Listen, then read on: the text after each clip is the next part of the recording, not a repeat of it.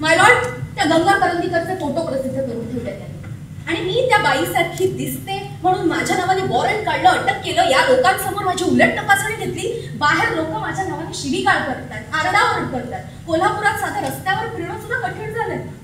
इथे कोर्टात यायचं तरी प्रॉब्लेम होतोय. असं नाटक येत आहे गंगा यमुना सरस्वती, जो कोर्टरूम ड्रामा आहे. पुरुषोत्तम सरांनीच ही स्क्रिप्ट एकदा वाचून बघ म्हटल्यावर माझं झालं का सिनेमा दिलात सर तुम्ही मला खरं तर खूप भीती वाटत होती, पण ते इतके कूल आहेत. बोलता बोलता गोष्ट रिव्हील करेन, त्यामुळे मी असं अगदी ठामपणे सगळे किस्से सांगू शकत नाही आहे. नमस्कार मंडळी, स्वागत आहे रंगभूमी.com वर. माझ्यासोबत आहेत रसिका वेंगुर्लेकर एका वेगळ्या वेशभूषेत, वकिलाच्या वेशभूषेत, आणि हळूहळू सगळं रिव्हील होतं आहे. रसिका, पहिलं तर तुमचं खूप स्वागत आहे रंगभूमी.com वर. Thank you so much. थँक्यू. खूप वर्षांनी रंगभूमीवर येत आहे, तेही पुरुषोत्तम बेर्डे सरांबरोबर येत आहे. आणि गंगा यमुना सरस्वती पोस्टर इतकं इंटरेस्टिंग आहे. 4 वेगळे लुक तिकडे दिसत आहेत तुमचे, त्यामुळे ऑलरेडी इतकी उत्सुकता वाढली आहे प्रेक्षकांमध्ये. काहीतरी सांगा आम्हाला. तर धांडे पाटील, बोला. तुम्ही मगाशी म्हणालात की गंगा करंदीकर हिला तुम्ही पाहिलेलं नाही, पण आता इथे कोणीतरी कोर्टात माझ्या नावाने गंगा म्हणून किंचाळल्यावर तुमचा विश्वास बसला की मीच ती गंगा आहे म्हणून, आणि कोर्टानेही ते मान्य करावं अशा गैरसमजात आहात तुम्ही. कोर्ट काय मान्य करत काय मान्य नाही करत त्याचं तुमचा काय अधिकार नाही का? एकतर बऱ्याच वर्षांनी असं नाटक येत आहे गंगा यमुना सरस्वती, जो कोर्टरूम ड्रामा आहे. आणि जो एका असं फक्त तुम्ही डोक्यावर ताण आणून असं न बघता खूप एंटरटेनिंग आहे, ज्यात विनोद आहे आणि सस्पेन्स पण आहे आणि थ्रिलर पण आहे. असं सगळं एक मसाला आहे. आणि माझी 13 जणांची टीम आहे. म्हणजे जरी पोस्टरवर आता सध्या मीच दिसत असले तरी हे टीम एफर्ट्स आहेत. माझी 13 जणांची टीम आणि मी एक नाट्यानुभव देण्याचा प्रयत्न करतो आहे. एक छान गोष्ट आहे आणि इंटरेस्टिंग आहे. एकरी 15 लाख म्हटलं तरी 3 कोटी एवढी किंमत होते या जमिनीची. आता ही 3 कोटीची प्रॉपर्टी तुमच्या भावाच्या नावावर आहे, पण बाहेर लोक किंचाळतात की ती तुमचीच आहे, तर ती तुमचीच आहे असं मानायचं का?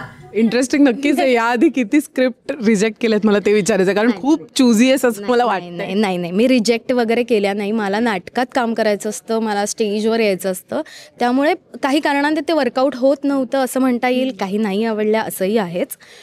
पण पुरुषोत्तम सरांनीच ही स्क्रिप्ट एकदा वाचून बघ म्हटल्यावर माझं झालं का सिनेमा दिलात सर तुम्ही मला.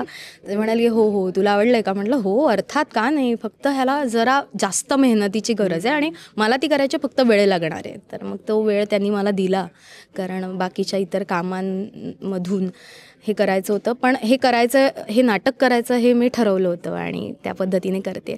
समजा हे सगळं प्रकरण शोधून काढून IPC सेक्शन 169 लावून 2 वर्षांसाठी या 2 भावांना तुरुंगात पाठवू शकतो का एरंडे सर? यस, ऑफकोर्स पाठवू शकतो. सॉरी नका म्हणू, पाठवू शकतो कारण public servant unlawfully buying for bidding for properties cognizable and non bailable offence. Dhande Patil, कळताय का, शिरताय का डोक्यात तुमच्या? नाटकाबद्दल ही गोष्ट मी एक छोटीशी सांगते की यात 3 महिलांवर काही आरोप होत असतात आणि त्या आरोपांना त्यांची वकील म्हणजे फिमेल वकील, जेच महिला वकील, त्यांना ती आरोपी आहेत का नाही आहेत हे सिद्ध करत असते. या लाईनवर हे नाटक आहे. म्हणजे एक 1 लाईनर सांगायला गेलं तर.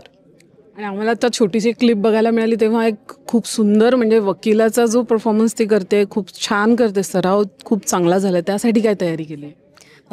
तयारी तर करावी लागली, कारण वकील यापूर्वी मी कधी कॅरेक्टर पण केलं नव्हतं किंवा असं काही कोर्ट केसेस पाहिलेल्या नाही आहेत. सिनेमांमध्ये जितपत पाहतो तेवढं, तर सिनेमे बरेच बघून काढले मी कोर्टरूम ड्रामा रिलेटेड. पण मी माझी एक मैत्रीण आहे जया यादव, जर ती ॲडव्होकेट आहे, तिची फर्म आहे स्वतःची, तर मी तिच्याशी खूप गप्पा मारल्या.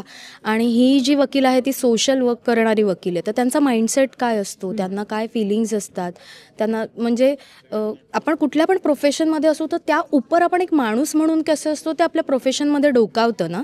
तर मला असं वाटतं की ह्या कॅरेक्टर फक्त वकील न राहता तिचं प्रोफेशनमध्ये तिचे इमोशन्स पण येतात, तर त्याचा अभ्यास मला करावासा वाटला. आणि राजन मोहाडीकर हे लेखक आहेत, त्यांनी उत्तम लिहिले, पण ते त्या पद्धतीनं तितक्या सशक्त पद्धतीनं पोहोचवण्यासाठी तो अभ्यास करणं गरजेचं होतं आणि पुरुषोत्तम सरांनी सुद्धा खूप मला त्या बाबतीत मदत केली. कसा अनुभव होता पुरुषोत्तम सरांबरोबर काम करायचा आहे? मला खरं तर खूप भीती वाटत होती, पण ते इतके कूल आहेत, ते माझे मित्र आहेत. म्हणजे मी प्रत्येक वेळेला स्क्रिप्ट वाचून बऱ्याचदा कसं 2-2 दिवस माझं MSJचं शूटिंग असेल आणि मग असायचं, तर मी त्या दरम्यान वाचायचं. तर मी कधीही त्यांना रात्री 10 वाजता सकाळी 8 वाजता वगैरे कॉल करायचे आणि ते मी म्हटलं सर मी तुमच्याशीच बोलू शकते ना याच्याबद्दल, त्यामुळे प्लीज मला माफ करा वगैरे वगैरे. आणि मी हे असं का तसं, कारण त्यांच्याकडे प्रत्येक प्रश्नाचं उत्तर असायचं. आणि कधीकधी त्यांनी पण असं केलं की नाही हे नाही अगं ते असं नाहीच आहे. आणि नंतर 1-2 तासांनी त्यांचा फोन यायचा, नाही तू म्हणत होतीस ते बरोबर आहे गं, आपण त्याचा विचारच नाही केला, हां आपण हे करू शकतो. किंवा मग मी काही सीन्स थोडेसे मला काय वाटत आहेत म्हणजे विथ ड्यू रिस्पेक्ट टू आपलं रायटर्स, त्याला मी कुठेच हात नाही लावला. पण काही गोष्टींमध्ये एक वाटतं ना की त्याचं बॅक स्टोरी आणि काहीतरी असेल तर ते मग लिहून आणणं, सर हे असं असेल का, हे असं असू शकतं का. तर मी बोलता बोलता गोष्ट रिव्हील करेन, त्यामुळे मी असं अगदी ठामपणे सगळे किस्से सांगू शकत नाही आहे. पण हळूहळू नाटक जसं येईल आणि लोकांना आवडू लागेल तसं आपण पुन्हा एकदा बोलूच. पण येस म्हणजे पुरुषोत्तम सरांची जी भीती, इतके अनुभवी आणि इतके टॅलेंटेड दिग्दर्शक आहेत, पण ते त्यांनी खरंच खूप मोकळीक दिली मला आणि विश्वास ठेवला आणि वेळोवेळी जरा जास्तीचंच कौतुक करून मला मोटिवेट केलं असं म्हणायला हरकत नाही. त्या देवस्थळींच्या घरातल्या चोरीबद्दल तुमच्या डोळ्यात देखत जे काही घडलं ना ते खरं खरं सांगा. ओरडता काय? म्हटलं माझ्यावर चाललंय का तुमच्यावर? माझ्याच वडिलोपार्जित जमिनीची तुम्ही इथं आबरू काढताय. हो एरंडे वकील बोला ना. नाही सत्याच्या बाजूने ते कसं काय बोलतील? शक्यच नाही. पण तुमची वर्दी तुम्हाला टिकवायची असेल ना धांडेपाटी, तर खरं काय ते तुम्हालाच बोलावं.